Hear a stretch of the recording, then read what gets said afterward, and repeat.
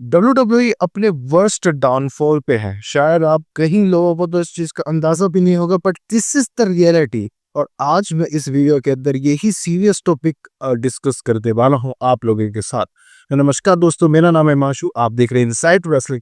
Inside wrestling हम जैसे professional fans के लिए ही बना है, तो सब्सक्राइब करो। तो WWE जो है अपने वर्स्ट डाउनफॉल पे है, जो कि मैंने अभी आपको बताया है। और ऐसा मैं क्यों कह रहा हूँ, उसके पीछे काफी डिफरेंट डिफरेंट रीजन है। जब पहले ये चीजें होती थी, शायद इन चीजों को बहुत ज्यादा शो किया जाता था, लेकिन आज के टाइम में जब ये चीजें हो रही है, तो सभी लोग इनको छुपाने में व्यस्त है, खास करके जो फैन पेजेस है।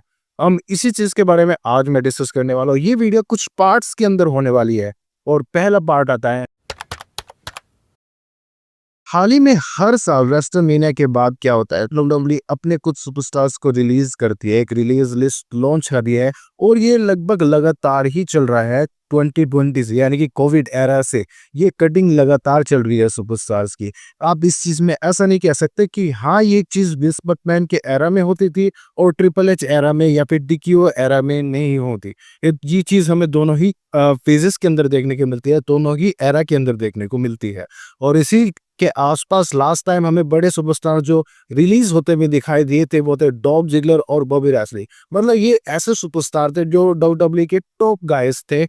डॉल्फ जिगलर ऑलरेडी काफी लंबे टाइम से WWE के अंदर थे, लेकिन उनको भी रिलीज कर दिया गया। तो और बाद में यही चीज बॉबी लैस्ली के साथ भी हुई। लेकिन रिसेंट तो जब मुझे शौक लगा, क्योंकि जब ये वाला इस बार रिलीज हमें देखने को मिला, और इसमें जो सबसे बड़ा नाम निकल के आया वो आया R-Truth, जो कि अभी कल ही निकल के आया है। R-Truth को WWE ने रिलीज कर दिया है, और रिलीज करने के बाद एक और शॉकिंग नाम आता है कार्लिटो, जो कि ऑलरेडी इतना ज्यादा शॉकिंग नहीं है, क्योंकि वो एज अ मैनेजर ही ज्यादा काम करते थे जजमेंट डे के अंदर। बट डेफिनेटली सबसे ज्यादा शॉकिंग जो चीज थी वो थी R-Truth का रिलीव, क्योंकि R-Truth ने इतने लोगों को प्यार दिया, इतने लोगों को हंसाया है। कम से कम 25 साल से लगभग WWE के अंदर है, मे बी ज्यादा से। और इसके बाद भी WWE ने उन्हें रिलीज कर दिया है, जबकि फैंस फेवरेट थे, पोडियम्स फेवरेट थे, मतलब लोकर रूम फेवरेट थे। सबके फेवरेट होने के बाद भी WWE ने R-Truth को रिलीज कर दिया है। तो इसके बाद क्या WWE में इतना कुछ चेंज हो रहा है? द रियलिटी इज, जो चेंज तो हो रहा है, लेकिन ये चेंज सिर्फ और सिर्फ मनी मेकिंग की तरफ लग जाते हुए मुझे सिर्फ दिखाई दे रहा है।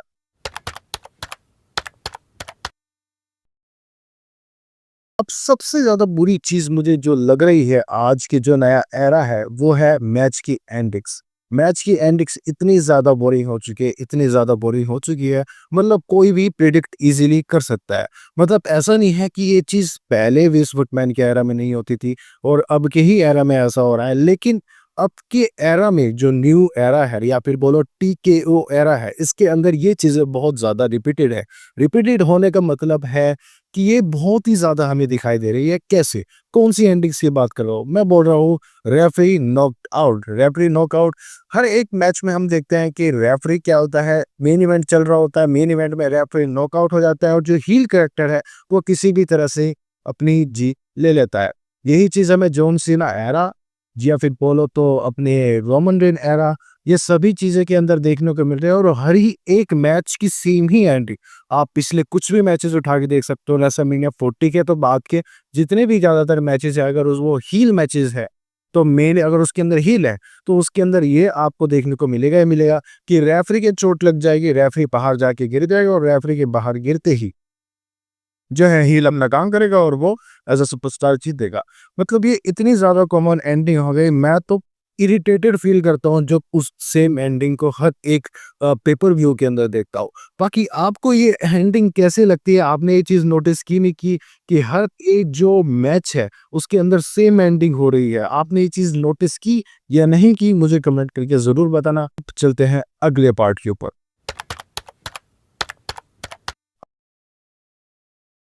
अब WWE के अंदर आपने एक और चीज देखा होगा। अभी तो मैंने बात की सिर्फ और सिर्फ एंडिंग्स को लेके, हाँ एंडिंग्स कितनी बुरी है, लेकिन दूसरी जो सबसे बड़ी बात यहाँ पर निकल के आती है वो और भी ज्यादा बड़ी है। Too many tag team matches मैं क्यों बोल रहा हूँ? हाल ही में अभी मनी इन द बैंक आने वाली है, और मनी इन द बैंक का सिर्फ और सिर्फ टारगेट सिर्फ और सिर्फ लैडर मैच होता है, जिसमें ब्रीफ केस टॉप पे अपने लगा हुआ होता है, हैंग हुआ रहता है। और यही अपना मेन इवेंट माना जाता है, सालों से यही मेन प्रायोरिटी रही है डब्ल्यूडब्ल्यूई की। लेकिन इस बार क्या हुआ, इस बार मनी इन द बैंक के अंदर भी जो मेन इवेंट मैच है वो आपको देखने को मिलेगा, tag team match. WrestleMania 39, WrestleMania 40, WrestleMania 41 और रेसलमेनिया में भी 42 भी, सभी रेसलमेनियास के अंदर हमें टैग टीम मैचेस ही देखने को मिल रहे हैं। खासकर ये चीज ट्रिपल एच एरा के अंदर हुई है। 38 से पहले टैग टीम मैचेस इतने ज्यादा फोकस नहीं होते थे, जो कि अच्छी बात है, टैग टीम मैच में भी फोकस होना चाहिए, लेकिन टू मच फोकस ये बुरा है। मतलब मेन इवेंट, हर एक मेन इवेंट में टैग टीम मैचेस गिनाना, इतना ज्यादा टैग टीम मैचेस करना सच में एक बहुत ही वियर्ड मुझे लगता है। आपको क्या लगता है कि टैग टीम मैच इतना देख के आपको सच में ज्यादा एंजॉय हो रहा है? क्योंकि मुझे ऐसा लगती होता है कि अनडिस्प्यूटेड चैंपियनशिप जो है या कोई जो डब्ल्यूडब्ल्यूई वर्ल्ड चैंपियनशिप है, उनको मेन इवेंट प्रायोरिटी मिलनी चाहिए, उनके मैचेस होने चाहिए। अगर मान लो John Cena as a champion है, फिर कोडी रोड एज अ चैंपियन है, उनके एज अ सिंगल मैच होने चाहिए, ना कि टैग टीम मैचेस। एक मैच नॉर्मल, एक मैच टैग टीम, फिर एक गैप लिया, फिर तुम्हारा नॉर्मल मैच एंड देन फिर टैग टीम। ये सिर्फ और सिर्फ lack of story line show करता है कि इनके पास चैंपियन बनाने के नाम तो है, लेकिन उनको स्टोरी लाइन देने के नाम है ही नहीं।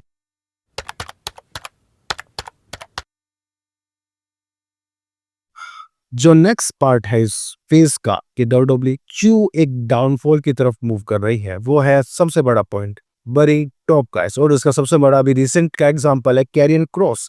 कैरियन क्रॉस, अगर आपको नहीं पता, कैरियन क्रॉस इस टाइम जो टी शर्ट्स को सोल्ड आउट कर रहे हैं डब्ल्यूडब्ल्यूई शो पे, वो सबसे ज्यादा कर रहे हैं। ऑडियंस के अंदर उनकी हाइट इस टाइम हाई लेवल पे है। पहले उनको कोई भी ऑडियंस की तरफ से रिस्पॉन्स नहीं मिलता था टीवी पे, लेकिन आज के टाइम पे उनकी छोटी सी भी सेगमेंट होती है तो ऑडियंस एकदम से बहुत ज्यादा चीयर करती है, शाउट करती है उनके लिए। बट वही चीज देखने की बात है कि Karrion Kross money in the bank के क्वालिफाइंग मैच तक में भी नहीं है, और इस चीज को कैरियन क्रॉस ने इस ट्वीट के थ्रू भी बताया है, जहां पर उन्होंने लिखा है कि हाँ, मैंने भी नोटिस किया कि मैं मनी इन द बैंक के मैच में नहीं हूँ। तो ऑब्वियसली कितना शॉकिंग है। और सिर्फ यही नहीं, सिर्फ कैरियन क्रॉस की बात ही नहीं हो रही, ये सारे ही सुपरस्टार के साथ है। Drew McIntyre is one of the guy जो जिन्होंने पिछले साल डब्ल्यूडब्ल्यूई में सीएम पंक को पुश किया, मतलब सीएम पंक को टॉप स्टोरी लाइन दी, जबकि पूरी जो प्रोमोस थे, सारे के सारे प्रोमोस थे, वो ड्रू मैकिंटायर ने सिर्फ और सिर्फ अपनी बैक पे ले। लेकिन उन्हें बाद में क्या मिला, वर्ल्ड हेवीवेट चैंपियनशिप हार गए, फिर सीएम पंक से हार गए, देन फिर जितने भी क्वालिफाइंग मैचेस थे, रॉयल रंबल, अपना एलिमिनेशन चैम्बर, देन फिर उसके बाद अभी रिसेंट में दोबारा डेविड प्रिस्ट से भी अपनी लाइबिलिटी हार गए।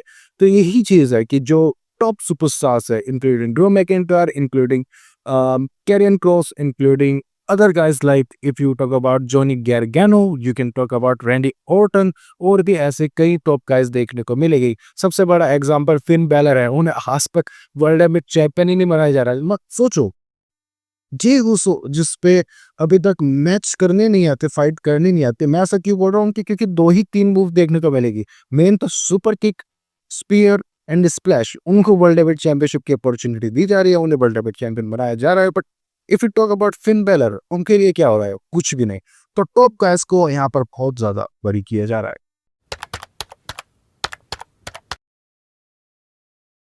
जो नेक्स्ट यहाँ पर बात निकल के आती है, वो निकल के आती है एक और शॉकिंग पार्ट, वो है व्यूअरशिप। अब डब्ल्यूडब्ल्यूई, अब आपको लग रहा होगा कि हाँ, 100 सोल्ड आउट्स हो रहे हैं या फिर कुछ भी हो रहे हैं, वो तो डब्ल्यूडब्ल्यूई तो अभी भी उसी लेवल पे चल रही है, खासकर नेटफ्लिक्स से डील होने के बाद। क्योंकि नेटफ्लिक्स के डेब्यूट पे ग्लोबल जो व्यूअरशिप मिली थी वो लगभग 5.8 मिलियन मिली थी, और जिसमें से रो की व्यूअर्स, यूएस की व्यूअरशिप जो थी वो 2.8 मिलियन थे, जो ऑलरेडी नॉर्मल रो एपिसोड से काफी ज्यादा थे। क्योंकि अगर रो की नॉर्मल व्यूअरशिप हम देखें यूएस के अंदर, वो लगभग 2 मिलियन, 1.9 मिलियन टू 2.1 मिलियन के आसपास होती। लेकिन सच्चाई यहाँ पर खत्म नहीं होती, क्योंकि रो का डाउनफॉल उसी के बाद होना स्टार्ट हुआ है जब से वो नेटफ्लिक्स पे आई है। अगर लाइव व्यूअरशिप की बात करें वो के ऊपर, तो लाइव व्यूअरशिप वो के ऊपर सिर्फ और सिर्फ आज के टाइम में 9 लाख के आसपास आ रहे हैं, 9 lakh to 1 million to 1.1 million. जहां पर वर्स्ट से वर्स्ट एपिसोड रो का 1.5 मिलियन की व्यूअरशिप लेके आता था, वो आज 9 लाख टू 1 मिलियन पे आके अटक गया है। सोचने की बात है। और यही सेम केस सिर्फ रो के अंदर नहीं है, क्योंकि स्मैकडाउन तो अभी यूएस के अंदर अभी भी यूएसए नेटवर्क पे है, टीवी पे है, लेकिन उसकी व्यूअरशिप का उससे भी गंदा हाल है। जब डब्ल्यूडब्ल्यूई स्मैकडाउन टॉप प्रायोरिटी थी डब्ल्यूडब्ल्यूई की, तो उस टाइम पे डब्ल्यूडब्ल्यूई की स्मैकडाउन की व्यूअरशिप लगभग 2 मिलियन के आसपास होती थी, जो कि आपको इस वीडियो के अंदर दिखाई भी दे रहा है। लेकिन आज के टाइम में वो व्यूअरशिप कितनी घट रही है, 1.2 मिलियन। मतलब इतना लंबा ड्रॉप है व्यूअरशिप के अंदर कि आप सोच भी नहीं सकते। और ये चीजें इतनी ज्यादा हाइड की जा रही है डब्ल्यूडब्ल्यूई के अंदर, और ना ही सिर्फ डब्ल्यूडब्ल्यूई के ऊपर, यानी इंटरनेट के ऊपर भी।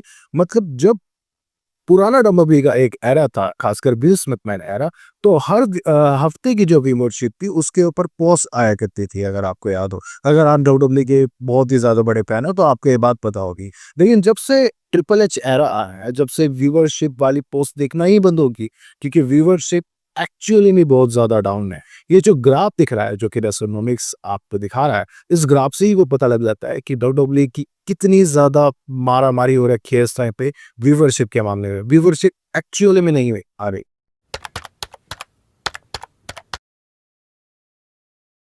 अगला जो डाउनफॉल का टॉपिक मुझे लगता है वो कहीं ना कहीं मनी मेकिंग की तरफ ज्यादा फोकस होना डब्ल्यूडब्ल्यूई का। डब्ल्यूडब्ल्यूई का इस टाइम सिर्फ और सिर्फ फोकस जो है वो मनी मेकिंग है, एंटरटेनमेंट पे इतना फोकस है ही नहीं। जहां पर अभी की बात करो तो डब्ल्यूडब्ल्यूई ने इसी साल अनाउंस किया है कि वो रॉयल रंबल इस बार सऊदी अरेबिया में करने वाला है, जो कि ऑलरेडी मोस्ट हेटेड शो माना जाता है डब्ल्यूडब्ल्यूई का। सऊदी अरेबिया एक ऐसी सिटी मानी जाती है, या ऐसी कंट्री मानी जाती है जो कि लोग पसंद ही नहीं करते, जिसके अंदर डब्ल्यूडब्ल्यूई के शो देखना पसंद नहीं करते। जिस one of the reason is Crown Jewel को लोग देखना पसंद ही नहीं करते। बट इस बार, पहले तो सिर्फ क्राउन जूल होता था, ज्यादा से ज्यादा नाइट ऑफ चैंपियन हो जाता था, लेकिन इस बार यानी कि मोस्ट प्रोबेबली नेक्स्ट ईयर हमें एक रॉयल रंबल इस बार सऊदी अरेबिया के अंदर देखने को मिलेगी, जो कि ऑलरेडी डब्ल्यूडब्ल्यूई का टॉप शो है। और सिर्फ बात यही खत्म नहीं होती, रूमर्स है कि इस बार जो रेस्टलमेनिया है, जो कि पहले कहीं और होने वाली थी, या तो वो वेगास की तरफ जा रही है, जो कि ऑलरेडी मनी मेकिंग वाला पार्ट है, या फिर जो मोस्ट प्रोबेबली वो जाने वाले वो भी सऊदी अरेबिया के ऊपर ही जाने वाले हैं, जिसका नाम देने वाले हैं वो सुपर रेस्टलमेनिया। तो this is already one of the worst thing, क्योंकि रेस्टलमेनिया 39 41 इज अ बैड, बहुत बुरी थी 41, रेस्टलमेनिया 41। और इस बार रेस्टलमेनिया 42 भी बहुत बुरी ही होने वाली है, अगर वो सऊदी अरेबिया के अंदर होने वाली है। तो यस, ये एक और डाउन प्रो वाले पॉइंट है। तो यही कुछ चीजें हैं, जैसे कि lack of story lines, lack of superstars, pushing superstars, match ending, releases, ये कुछ मुझे लगता है कि डब्ल्यूडब्ल्यूई को एक बुरी तरह की तरफ लेके जा रहे हैं। लास्ट टाइम मैंने अगर पूरा रो का एपिसोड देखा था, वो कभी रेसलमेनिया रो आफ्टर रेसलमेनिया जो थी वो देखा था। उसके बाद मुझे खुद से कभी कोई रो का एपिसोड देखने के लिए इंटरेस्ट नहीं आया। Same happens with SmackDown. SmackDown के लिए भी मुझे कोई भी अभी तक ऐसा फोर्स नहीं लगे कि हाँ मैं टीवी खोलूं और पूरा एपिसोड देख पाऊं। सच बात यही है कि इस टाइम डब्ल्यूडब्ल्यूई बहुत ही बेकार स्टोरी लाइन पे फोकस्ड है। आपकी इस बारे में क्या थॉट्स है, मुझे कमेंट करके बताना। मेरे चैनल को सब्सक्राइब करना। मिलते हैं नेक्स्ट वीडियो में। धन्यवाद।